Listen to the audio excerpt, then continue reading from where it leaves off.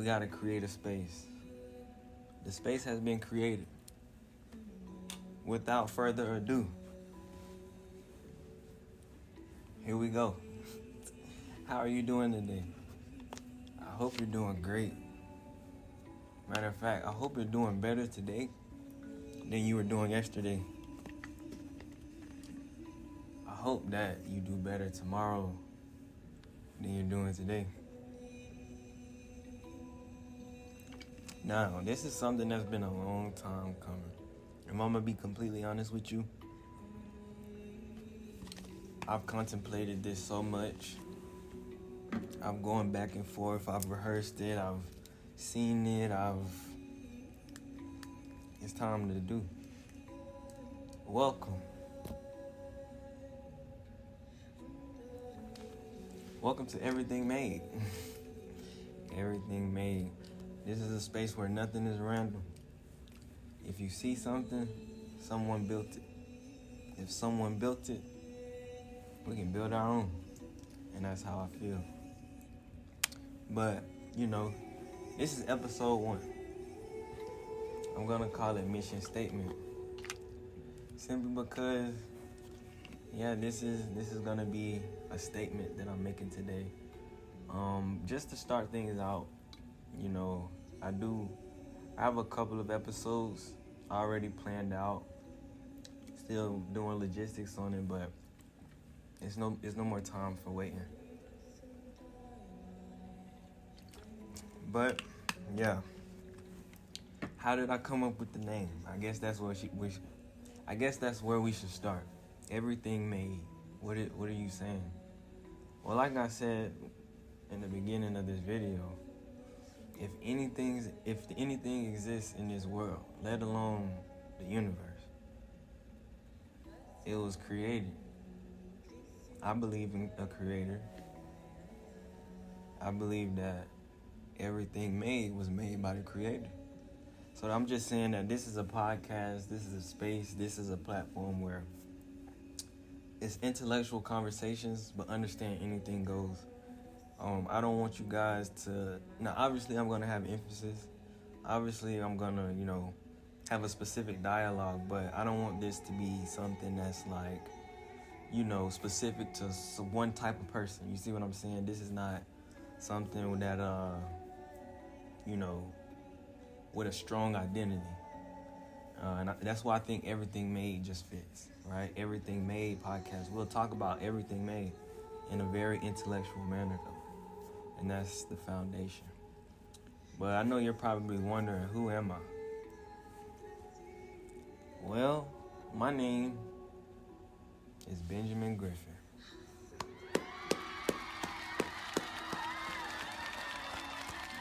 Yes, that's my name. I won't disclose how old I am, but I'm a professional, a financial professional. That's what I do for work. But, for fun, I'm a philosopher. I'm an information magnet, right? And, I have a strong connection to source. So I know that may be very vague, but I'm just someone who looks for objectiveness in everything. Excuse me. I want to see everything from an objective lens because I believe that's the fastest way to get to the truth. My entire life, all I've wanted to see was the truth. That's all I've ever wanted was the truth. And, as you get older, you really realize how many illusions there are. And in order to see through the illusion, you must look objectively. You know what I mean? My background, I'm introducing myself. I was born in North Carolina. I'm from North Carolina. I'm from the South, if you can't tell by my vernacular. You know what I'm saying? But my parents were in the military. I'm from Concord. If you know what Concord is, you know about Concord. It's a small town outside of Charlotte. My parents had me, and by the time I turned 3, they joined the military, and I was in Germany. right? So that's kind of where the story starts.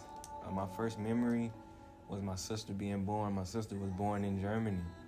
My first memory was not as an American. I guess you can say as an American, but not in America. I didn't even know what Europe was, but that's what I knew. From Europe, we go back to the States, and we move around in the States. We go to Hawaii. My mom goes to Japan. She goes to Cuba. You know, they get deployed. You know, I'm all over the place. You see what I'm saying? I'm staying different places. I've never stayed in one place for more than 3 years.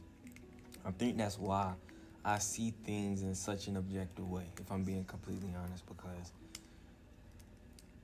I've always understood that there are different perspectives. That's something that I didn't have to learn. I didn't have to be told. I didn't have to figure out along the lines or as time went on.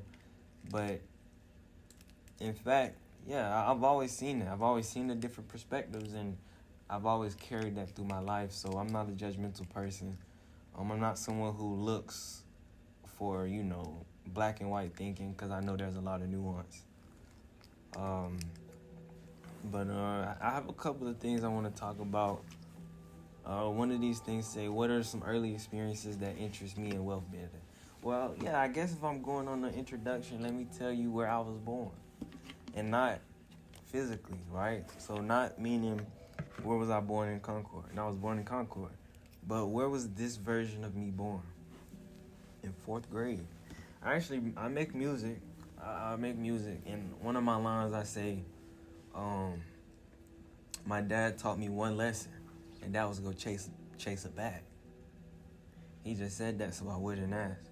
So in 4th grade, I literally went to my dad and I asked him for some money. And his reaction was adverse. Why are you asking me for money?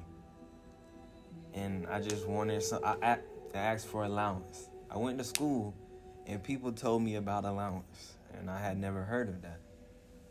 So I went to my dad and I said, there's this thing called allowance. And I was like, can I have some? And he said, who you think you are asking me for some allowance? He said, matter of fact, get up. So we got up, we went to the kitchen. He opened up the pantry. He said, grab the Rice Krispie. It wasn't even Rice Krispie, it was crispy rice. If you know, you know. Grab that crispy rice box. It was a box that said crispy rice. Grab those marshmallows, get that butter, get that pot. Turn on the stove. And I'm like, why are we making Rice Krispie treats? We made the Rice Krispie treats.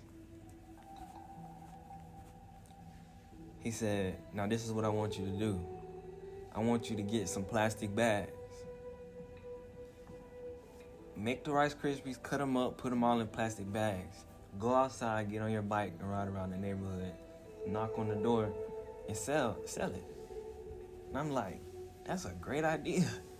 So I ended up selling all the Rice Krispies. And you want to know something crazy? As I was doing it, I literally, on my last delivery, selling my last Rice Krispie, I literally got chased by a dog. So that's a story that I keep. I'll never forget. And I have a picture to this day. Of me holding the crispy rice box with my little $12. I asked him for 20. He taught me how to make 12. So that's a lesson that, I will never forget.